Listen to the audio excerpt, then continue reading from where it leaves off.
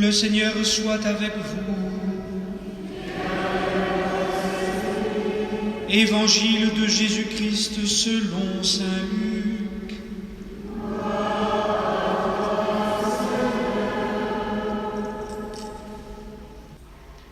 En ce temps-là, Jésus marchant vers Jérusalem traversait la région située entre la Samarie et la Galilée. Comme il entrait dans un village, 10 lépreux vinrent à sa rencontre. Ils s'arrêtèrent à distance et lui crièrent : « Jésus, Maître, prends pitié de nous. » À cette vue, Jésus leur dit : « Allez vous montrer aux prêtres. » En cours de route, ils furent purifiés. L'un d'eux, voyant qu'il était guéri, revint sur ses pas, en glorifiant Dieu à pleine voix. Il se jeta face contre terre aux pieds de Jésus en lui rendant grâce. Or, c'était un Samaritain. Alors Jésus prit la parole en disant : « Tous les 10 n'ont-ils pas été purifiés ? Les 9 autres, où sont-ils ?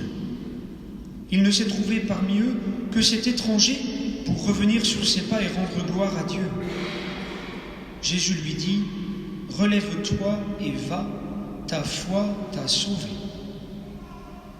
Acclamons la parole de Dieu.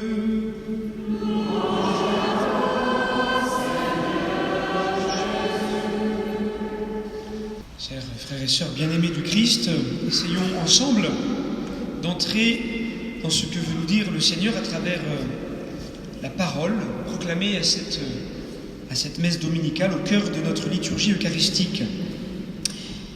Et voyons tout d'abord que la foi se vit dans l'action de grâce, dans la gratitude.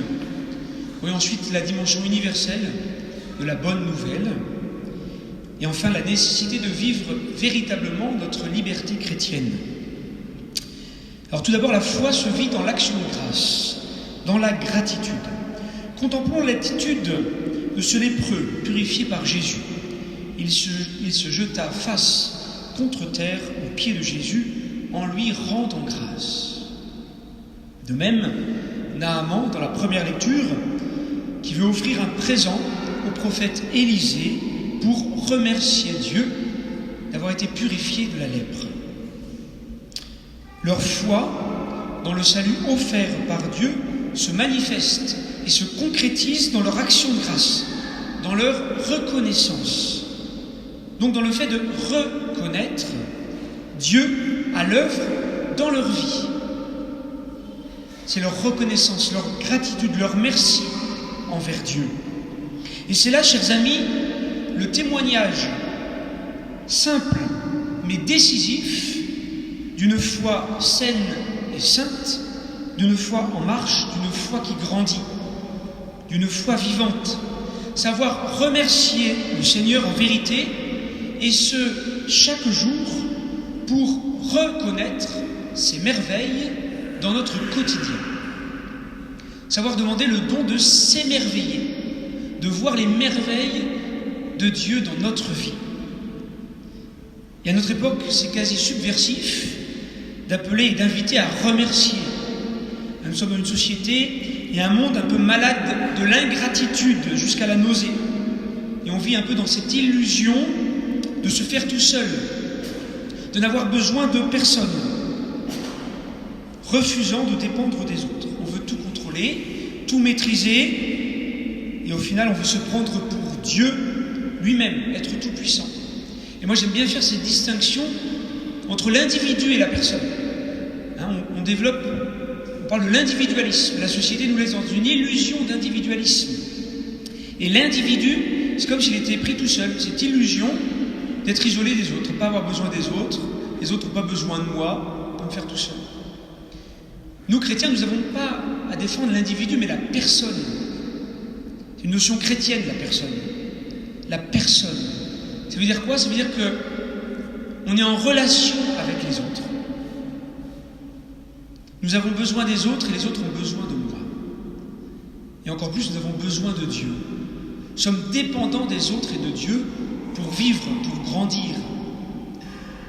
Et nous avons à faire cette différence fondamentale, je crois, personnellement.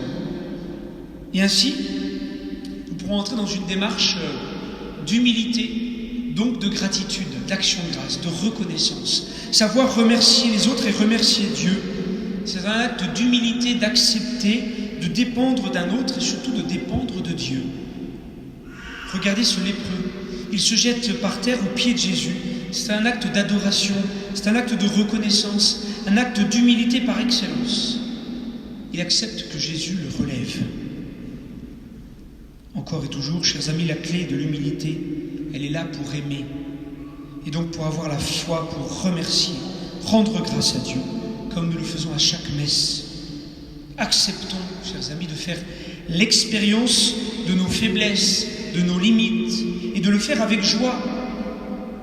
Parce que ainsi, nous dépendons de Dieu. Heureuse faute qui nous a valu un tel Rédempteur, chantons-nous à Pâques.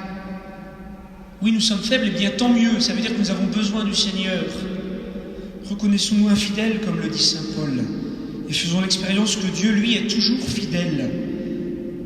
Comme il le dit, si nous manquons de foi, lui reste fidèle à sa parole, car il ne peut se rejeter lui-même.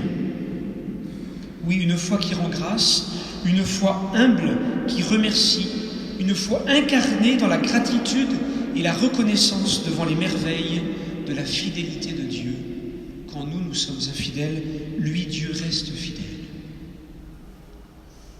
Et ce don de la foi que Dieu nous fait, il nous le donne en vue de tous les hommes.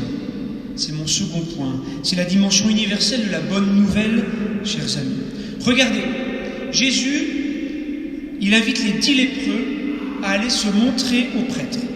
C'est-à-dire que Jésus demande de respecter les institutions juives de son temps, de son époque, et reconnaît la qualité d'homme de Dieu à ses prêtres pour authentifier son miracle public. De même, il est dit que Naaman obéit à Élisée, l'homme de Dieu.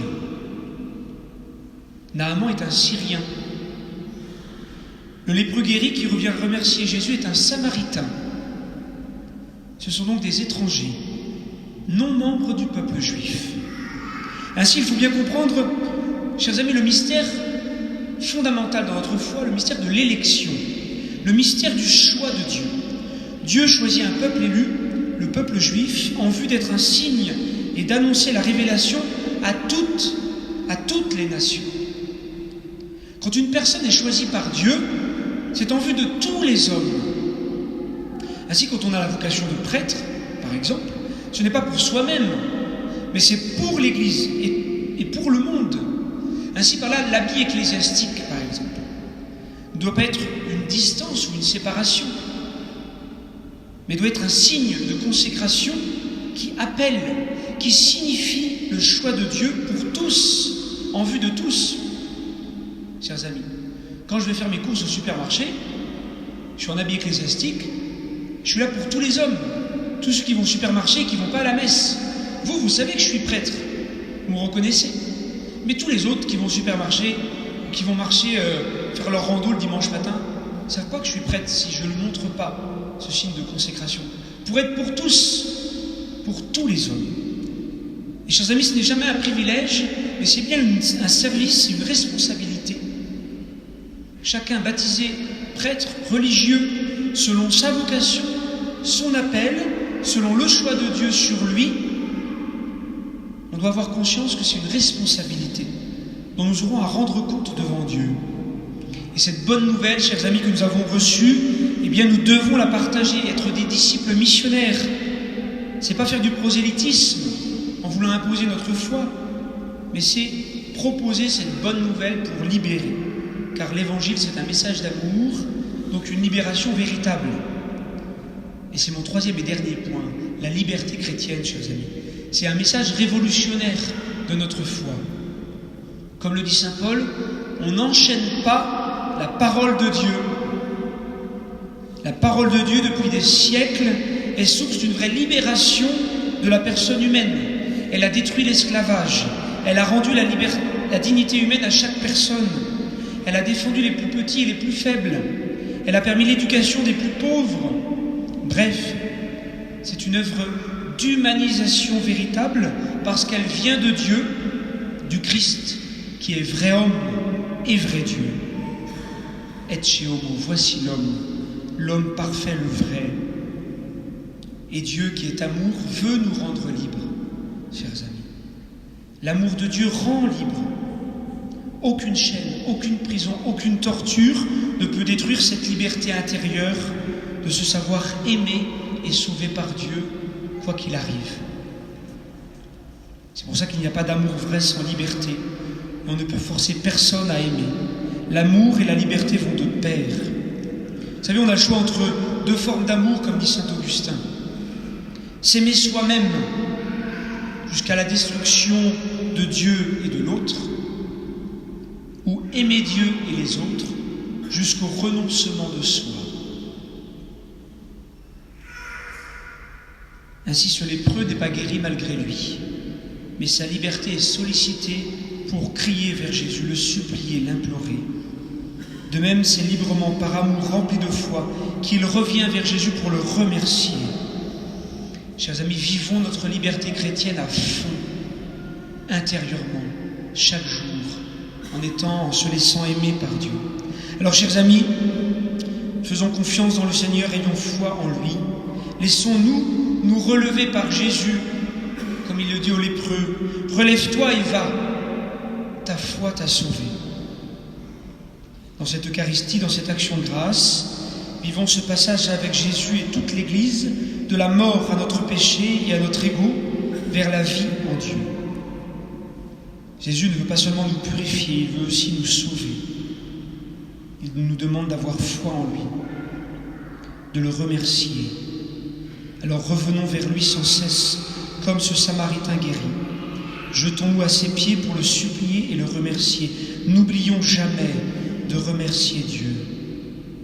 Et en ce 13 octobre, jour anniversaire de la dernière apparition de Fatima, demandons à Marie de nous apprendre l'humilité véritable pour rendre grâce et vivre avec elle de cette liberté intérieure des enfants de Dieu.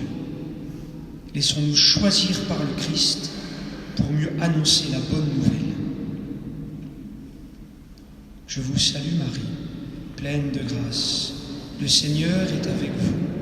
Vous êtes bénie entre toutes les femmes, et Jésus, le fruit de vos entrailles, est béni.